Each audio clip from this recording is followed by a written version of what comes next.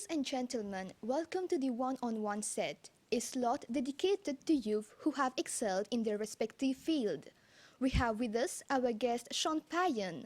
He is 27 years old and a distinguished Toastmaster, which is the highest level achievable in the world of public speaking. Shaun Payen, thank you for being with us in the studio of the MBC. It's an absolute pleasure, Koyo. Thank you very much for inviting me. So Shaun, public speaking is often referred as an art because the speaker has to craft and present his or her speech in a very creative, mindful and intelligent way. However, there are also a lot of people who have this fear of delivering a speech in front of others. So, do you think that the art of public speaking is actually about overcoming that fear while addressing a public? Absolutely, Koyo. It's not only about overcoming the fear of public speaking, but also using the proper techniques that will take your speeches to the next level. Indeed, for instance, in my masterclasses, what I do for the first session, I normally help candidates to overcome their fear, which will be the first step towards addressing a crowd. And once they're able to overcome that fear, this is when we can learn the various techniques that will eventually make you a better speaker or appear as a more confident speaker. But why do you think that people panic at the idea of speaking to an audience? There are a variety of anxiety triggers, as I like to call them, which are fears that will accentuate our level of the reason why we fear public speaking. So the main reasons why people would fear public speaking is, number one, the fear of failure, the fear of appearing foolish, the fear of the judgment of people, and normally the new situation. So for instance, if you've never spoken in your whole life and I ask you to come forward and deliver a speech, you will have that fear inside of you. So all these are anxiety triggers that will contribute to you having that fear of public speaking. Okay, and how can an audience know that a speaker is actually not confident? Well, there are various signs that will eventually lead to the audience thinking that someone is not confident. Having a soft voice projection, stammering, having filler words, use of here and there, use of mannerisms, which are all the movements that we do with our hands that do not add any value to the speech, but which are here to hide our nervousness. For instance, touching fingers, playing with their rings, hiding your hands. All these are mannerisms that will eventually make the audience aware that somehow the speaker is not confident in his or her speech. That's interesting. So Shaun, you actually mentioned that it was your mom who actually pushed you to deliver a speech at a family function. But you were quite hesitant about it. Narrate us that situation. Absolutely. I actually hated public speaking. But all the hate you have about public speaking probably right now, and you had me 12 years ago. But my mother, she loved public speaking. We all have this uncle or this aunt who always grabs the mic at a wedding to deliver a speech. Well, that was my mum.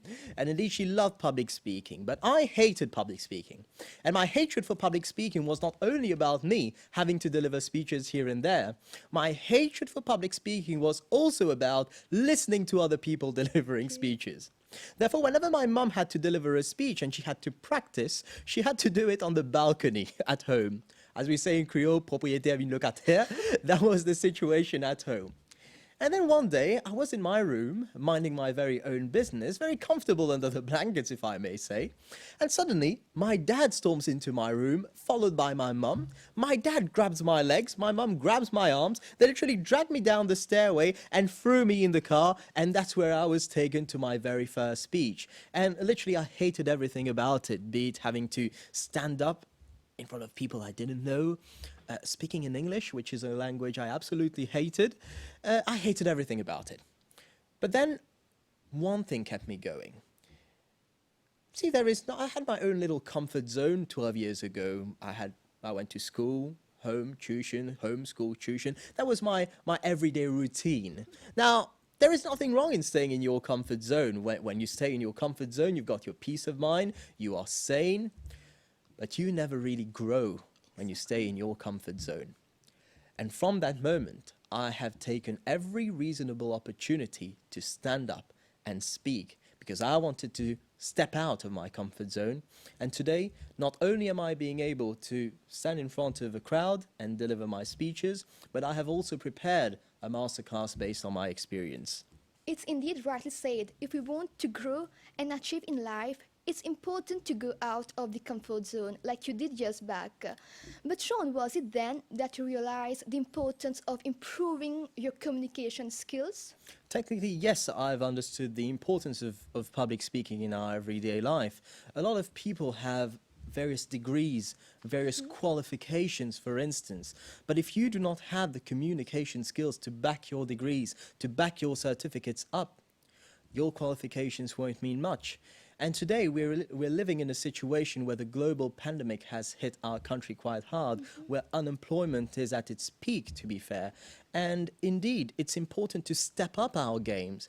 Now, indeed, qualifications will not be enough, in my opinion, for someone to be hired. And we need to add to these qualifications soft skills. And in my opinion, the most important soft skill that one can possess is communication skills or public speaking, which is why today more than ever, public speaking is of paramount importance, Khalil. You also took part in the numerous competitions and won many awards. How did you train yourself to overcome that stage fright? Well, practice is the key element towards overcoming stage fright. And indeed, over my decade long of experience in public speaking, I have practiced I don't know how many times. Well, I'd like to take you to one of my most favorite experiences, which was in 2011. It was the English Speaking Union public speaking competition, where I had the opportunity to win at national level, and I had to represent Mauritius at the international public speaking competition. Now, from the day I won till the day that I had to go abroad to the UK, it was about a month and a half. Now, 2 weeks prior to my departure, I have decided to practice my speech. Any guess, Koyo, how many times? How many times, Shaun? I've practiced my speech 75 times a day. God, that's a lot. Indeed. Now, I normally tell this joke to all my candidates, and I tell them, don't worry, I'm not telling you to practice your speeches 75 times a day. But what I'm only telling you is that if ever you want to achieve something in life, if ever you want to be top-notch in anything you do, practice is the key ingredient towards achieving greatness. Practice makes perfect. Absolutely. And you are an example. Thank you. Before mastering the art of public speaking, it's also important to know the different types of speeches that exist and the peculiarities of each one of them. What are the different types of speeches that we have? Well, there are a number of speeches and types of speeches, and the list I'm going to tell you right now is non-exhaustive, but I'd like to name a few. There is the persuasive speech, there are humorous speeches, inspirational or motivational speeches, there are political speeches, all these having their own characteristics or traits, as you said earlier on. And you've mentioned about informative and persuasive. Can you explain to us how do they differ in terms of their goal? Absolutely. Well, for instance, for a persuasive speech, what I always tell my candidates is to be one-sided. It's not an informative speech where you want to weigh the pros and the cons of the subject matter you want to put forward. It's something where you want to go one-sided. So if you're talking about let's say you're talking about, I don't know, euthanasia, for instance. Okay. If you want to go against euthanasia, you stick to against euthanasia. If you want to go pro-euthanasia, you want to stick to pro-euthanasia. That's for a persuasive speech, not for an informative. For an informative speech, you want to weigh the pros and the cons and tell me the advantages and disadvantages of both to inform the audience, as opposed to for a persuasive speech where you really want to convince someone to do something or to change his opinion about something, which is why you want to be one-sided. And one tip I always give to my candidates, if you want to end the way you want to end your persuasive speech is through a call for action. Now, what's a call for action? A call for action is when you gather people around your cause and you want to really feel that they have been connected to the speech, and you would say something along the lines of, let us pledge, let us promise that we are going to do this, that we are going to do that. For instance, if you want to sell something, let's say you want to sell a mobile phone, let us promise that we are going to change our lifestyle with this modern technological era or something along the lines, right? Okay. And how about inspirational speech? It's quite new, I guess. Well, it's not very new. Numerous speeches have been inspirational over time, and it's one of my favorite forms of speeches, to be Okay. fair, where the message will be the key ingredient towards the success of the speech. When you deliver an inspirational speech, your objective or your goal is when the audience leaves the room, they need to have your message in mind and they need to leave the room changing something in their lifestyle because they have been inspired by your speech. So that's the ultimate goal eventually for an inspirational speech, Koil. Okay. And humorous speech is actually considered to be one of the most challenging. Why is that so? Because we are not used to deliver humorous speeches in our lives. I mean, no one will actually call you in a board meeting just to make people laugh. However, it's one of the speeches where candidates are forced to step out of their comfort zone to deliver the speech, which is why I make it a priority to include them. You've took part actually in a humorous category competition. How did you develop efficiency in that category of speech, and how do you encourage others as well to develop efficiency? Normally, what I always tell my candidates is to inspire yourselves from your own embarrassing stories. I mean, we've all been laughing at ourselves so many times, and we want to make people relate through those experiences that we've been living. All the greatest comedians, if I can name a few, Gad Elmaleh, Kevin Hart, Jamel Debbouze, they all relate through their own embarrassing stories. And whenever you want to deliver a humorous speech, this is what you want to include in the speech, indeed. Okay. And 1 year back, you were the master of ceremony for the Volley Jeunesse segment of the Indian Ocean Island Games, where you got the opportunity to witness a hybrid of culture and talent. How was that experience for you? And how did it really change your personality? It was an absolutely amazing experience, Koil, and indeed I have taught how to. I have learned how to think on my feet in a more pragmatic way, being able to deal with various situations at the same time. Being an MC is quite challenging at times, especially for such a high-profile event where you've got various personalities and various candidates from so many cultures. And it was a delight to share my experience and share the stage with talented people such as the Volley Jeunesse, for instance. What are the difficulties that you normally have when you are an MC?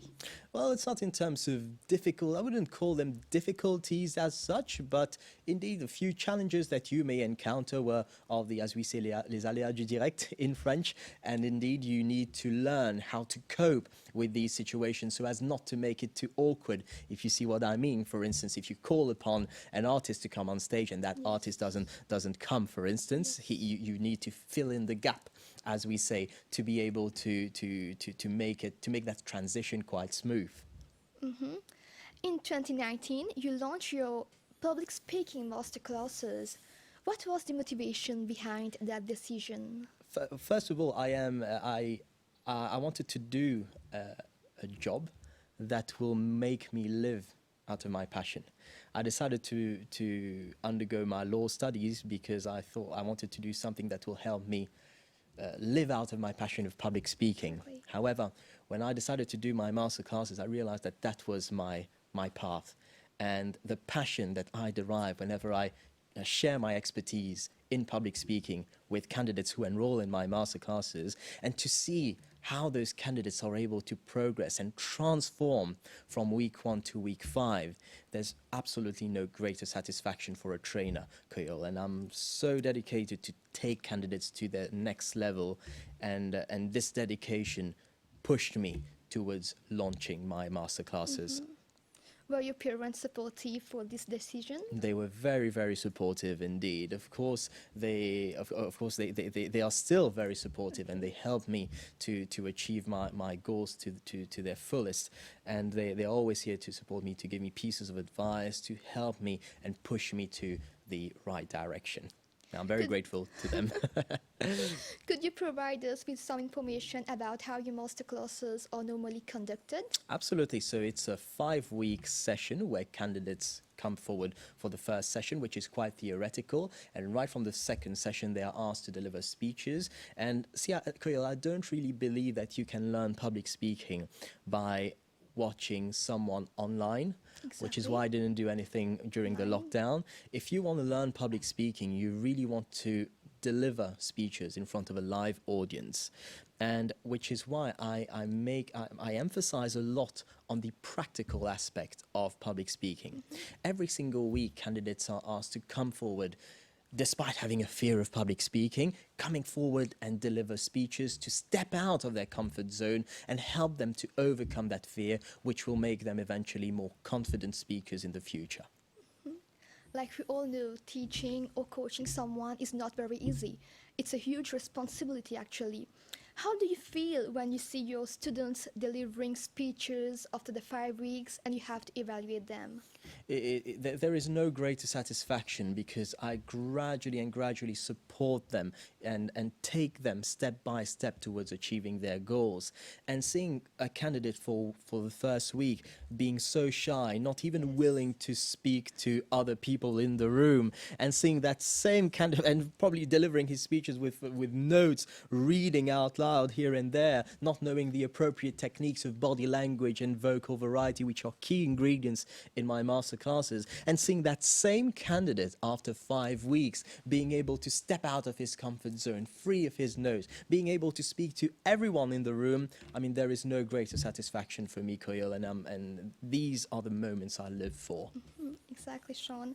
Public speaking is therefore a learnable skill. So, what are the strategies that can make a speaker better? There are various strategies and tips, but indeed I can speak about the strategies and skills for hours and hours, but indeed the appropriate vocal variety, that is how to modulate your voice in terms of the tone, in terms of the volume, the pitch, the pace, all these elements that will be key ingredients in vocal variety. But not only the vocal variety, you've got the body language as well, how to use our body to add power to our message and captivate the crowd, but also an appropriate and powerful content is what would in my opinion be the main ingredient towards delivering a perfect speech. How do you advise your students to actually develop a stronger voice? Is it through breathing exercises that you do in your classes? Not necessarily, Koyal. It's more in terms of pushing themselves towards towards increasing the volume of their delivery, and I do a couple of exercises for that. I help them to push themselves towards their optimum. So many times people are not able to hear other members in board meetings, for instance, and that they have a soft voice projection, and they come in my masterclasses to learn the techniques as to how to push the volume of their voice to its optimum. Okay, and you've mentioned about nonverbal skills, which is body language and facial expressions. Why is it important actually to develop those nonverbal skills as well when we are addressing an audience? Because body language and non-vocal elements will carry 55% of the intended message when it comes to the power of the speech, which is an unbelievable stat when you think about it.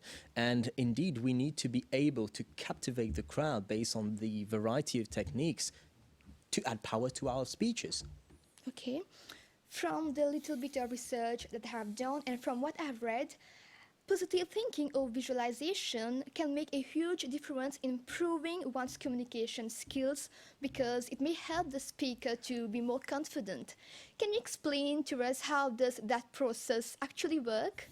I used to think that way as Okay, well, to so be you don't fair, think that Kriel. way. I still do, but not as Okay. much as I value the other forms of positive thinkings, of ways to enhance our confidence or communication skills. Well, I can give you so many skills to overcome visualization exercises, breathing techniques, or switching our focus, as I like to tell my candidates. However, Kriel, no matter how many skills I have for you, there is no greater way to overcome your fear of public speaking, to be more confident, than to practice, but practice with proper mentorship.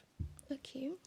And do you think that taking an audience-centered perspective while preparing a speech is important because it will contribute to improve the speaker's effectiveness? Absolutely, Koyo. Indeed, whenever the key message I tell my candidates is that whenever they are asked to deliver a speech, they have to deliver a speech for the audience, not for Okay, themselves. exactly. Therefore, because if not, they could have stayed at home to deliver the speech in front of a mirror. However, when you want to deliver a speech in front of the audience, you want to know what they're looking for, and that's what I train my candidates to know and learn what the audience is really looking for, so as to direct the message in a more relatable manner.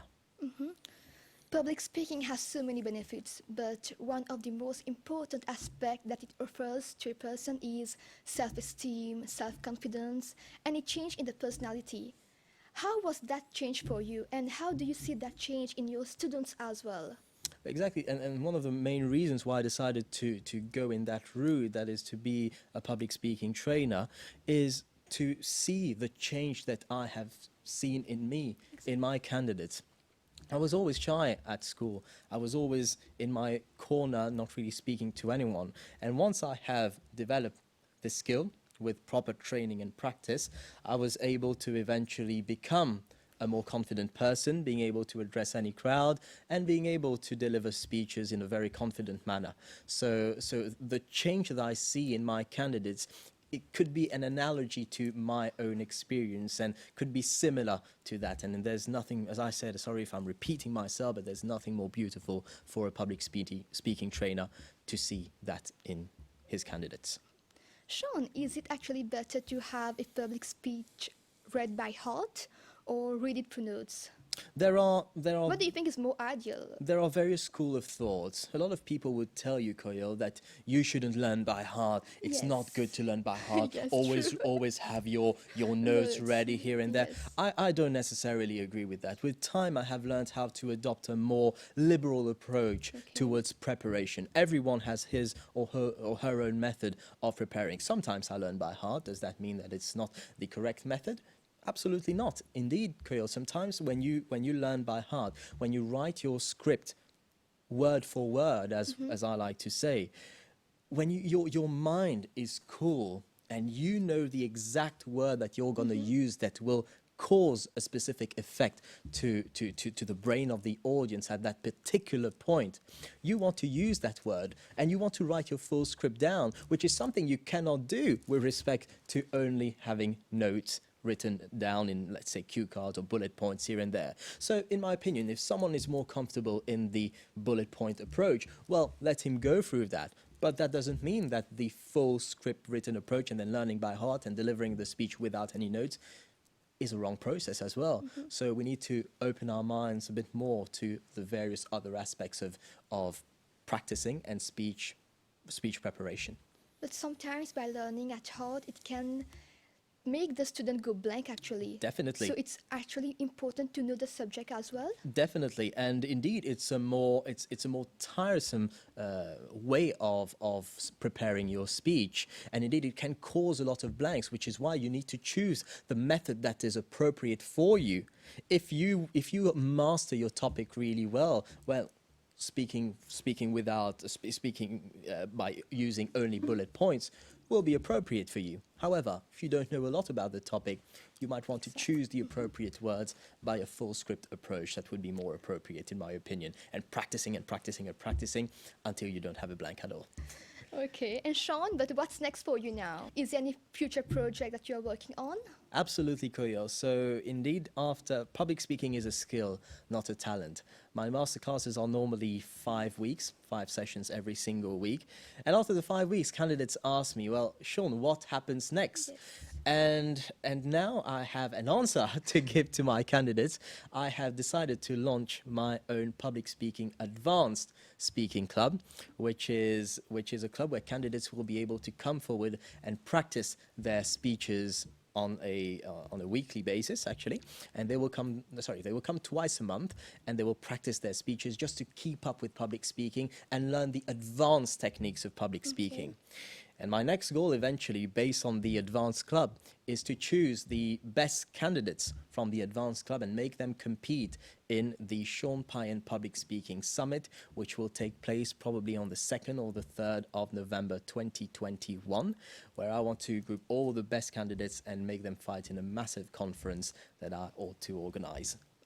But in terms of coaching, how is it going to be different from the public speaking masterclasses right now? Yeah, well, first of all, there will not be educational sessions as intense as the 5-week masterclasses, but there will be more of an individual coaching where I can take up to 15 minutes just to evaluate one person to take him to the next level that will make his speeches top-notch. We are actually drawing towards the end of this episode, but before that, Shaun, what would you advise our youngsters to encourage them to conquer their fears and master the art of public speaking? Well, to practice and be guided by a professional who will eventually take you to the best version of yourself. These were indeed powerful words, Shaun. Thank you so much for being with us. It was a real pleasure to have you on the set of One on One. Ladies and gentlemen, we have now come to the end of this episode. Thank you for your time. We hope to see you soon for the next episode of One on One.